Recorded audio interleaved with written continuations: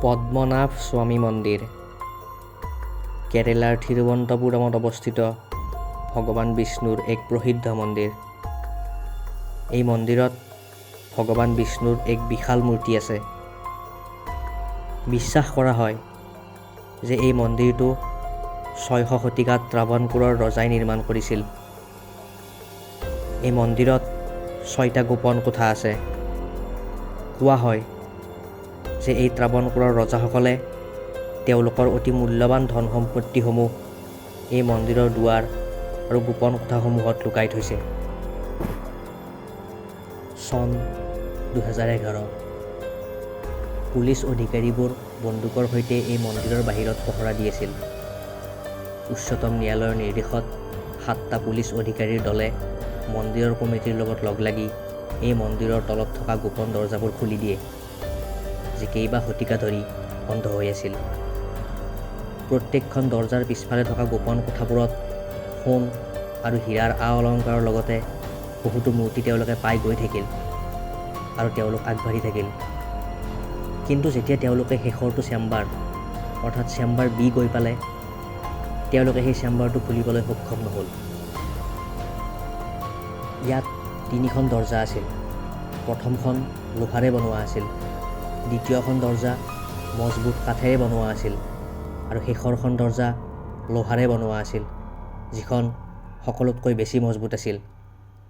সেইখন দৰ্জাত কোনো তলাও লগোৱা নাছিল।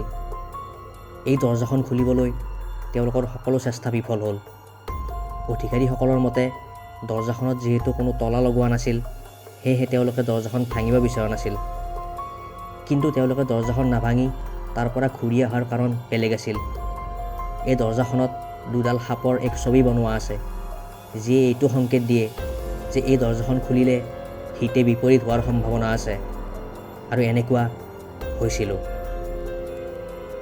17 জুলাই 2011ত প্ৰথম 3টা কক্ষ খোলাৰ 3 সপ্তাহ পাছতেই পি সুন্দৰৰাজন, যিয়ে এই 3খন দৰ্জা খোলাৰ আদেশ দিছিল, তেওঁ প্ৰথমতে বেমাৰত পৰে আৰু তাৰ পিছত মৃত্যুমুখত পৰে। ইয়াৰ পাছতেই মন্দিৰৰ ভক্তসকলৰ এটা সংস্থাই এক সাৱধানবাণী সকলোকে শুনাই দিলে যে কোনোবাই যদি শেষৰ কোঠাটো খুলিবলৈ যায়, তেনেহ'লে পৰিস্থিতি বহুত ভয়ানক হ'ব। কোৱা হয় যে শেষৰটো কোঠা এটা বিশেষ মন্ত্ৰৰে বন্ধ কৰা হৈছে, যাক অষ্টনাগ বন্ধনী মন্ত্ৰ বুলি কোৱা হয়। আৰু এই মন্ত্ৰ কোনেও নাজানে। কোনেও এয়াও নাজানে যে এই বন্ধা কোঠাটোৰ ভিতৰত কি আছে। কিন্তু এই কোঠাটোৰ ভিতৰত যি আছে সেইবোৰ সেই বিশেষ মন্ত্ৰটোৰে বন্ধ কৰি ৰখা হৈছে, যাক খুলিবলৈ চেষ্টা কৰিলেও পৰিস্থিতি বহুত ভয়ানক হ'ব, অৰ্থাৎ তাৰ মৃত্যু পৰ্যন্ত হ'ব পাৰে। সেয়েহে এই কোঠাটো খোলাৰ নিৰ্দেশ সুপ্ৰিম কোৰ্টে সলাবলৈ বাধ্য হ'ল। প্ৰথম 5টা কোঠাত পোৱা গোটেই অলংকাৰৰ মূল্য প্ৰায় 2 লাখ কৰোৰ টকা আছিল। ইয়াত 28 কেজিৰ এটা এনেকুৱা বেগ পোৱা গৈছিল, য'ত 7খন দেশৰ ৰাষ্ট্ৰীয় মুদ্ৰা মজুত আছিল। কোৱা হয় যে মাটিৰ তলত যিবোৰ ধন লুকাই থোৱা থাকে, তাত কেৱল সাপৰ অধিপত্য থাকে।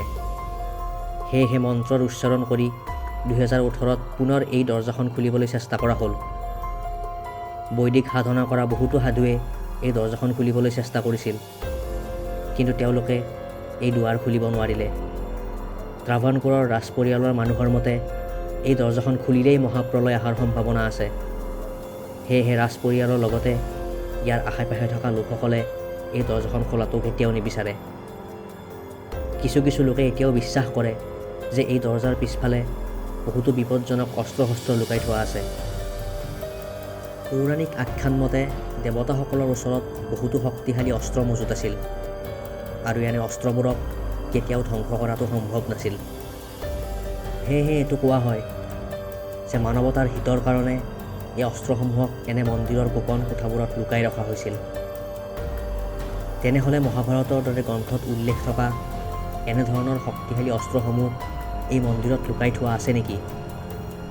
এই ৰহস্যৰ সমাধান আমি তেতিয়াহে লাভ কৰিম যেতিয়া এই দৰ্জাখন খোল খাব। আপোনালোকৰ এই সন্দৰ্ভত মতামত কি? এই দৰ্জা খোলাটো উচিত নে? সঁচাকৈ এই দৰ্জাখন খুলিলে মহাপ্ৰলয় আহিব পাৰে নেকি? আমাক কমেণ্ট বক্সত নিশ্চয় জনাওক। যদি ভিডিঅ'টো শুনি ভাল পালে নিশ্চয় এটা লাইক কৰক আৰু এনেকুৱা ভিডিঅ' চাবলৈ আমাৰ চেনেলটো ছাবস্ক্ৰাইব কৰক। ধন্যবাদ।